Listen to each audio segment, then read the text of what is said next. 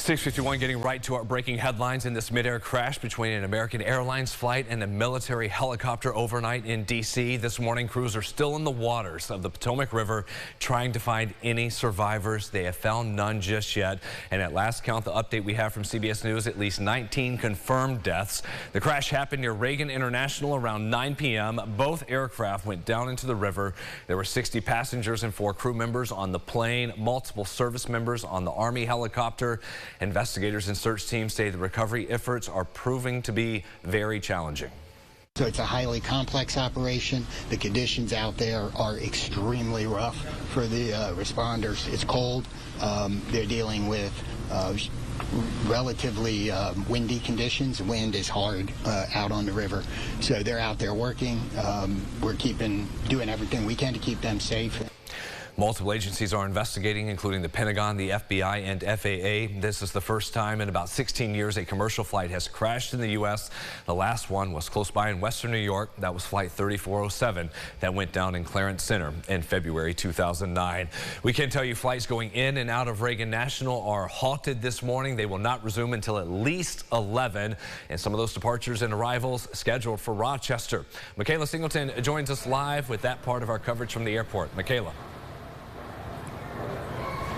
Good morning, Brennan. Yes, we already saw the effects of this ground stop. The first flight out of Rochester here at 5:13 a.m. that was initially canceled. As we turn our eyes to our arrivals and departures board, we are seeing in terms of arrivals the 11:29 as well as the 12:57's arrivals from Reagan in Washington. Both of those are canceled. And then turning our eyes also to our departures, similar to that 5:13 flight, we have a 12:05 and a 1:27 flight also canceled at this time. Not yet on this board. Also, the departures after 5 p.m. and after 11 p.m. are similarly canceled. But we look at the Washington IAD flight at 10:26. That is to Dulles in Virginia. That is on time.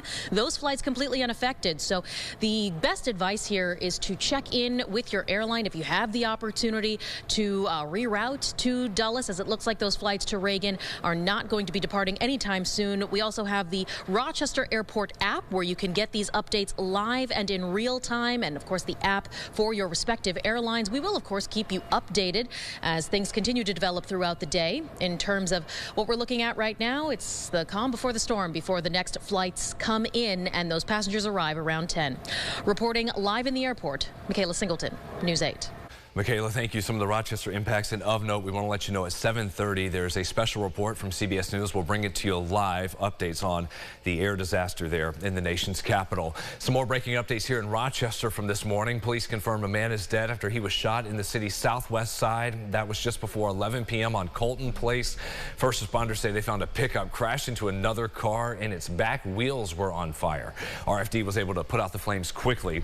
Officers say the man shot in his 40s was sitting in the driver's seat. He died at the scene and appears to have been shot before accelerating and then crashing into that other vehicle. Police have yet to release the victim's name. They do need help on this homicide case. If you have any information, footage from nearby, please reach out to 911 or Crime Stoppers, and it's always any tips and leads can stay anonymous. More breaking news. Several suspects in custody after a police standoff on First Street in Rochester last night. That was around 6 p.m. Officers say this was an investigation related to guns. No injuries reported. We'll be back with you at about 7:25 during our CBS Mornings Cut-In with updates on these headlines. And as always, right now throughout the day, RochesterFirst.com.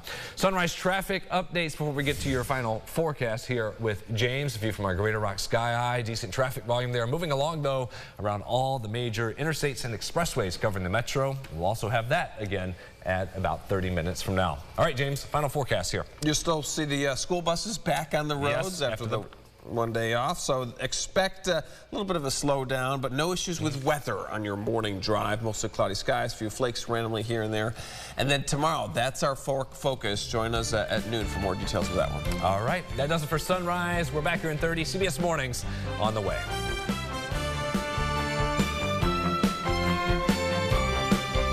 Follow News 8 wherever you are on RochesterFirst.com, Facebook, X, and on our app for news and weather.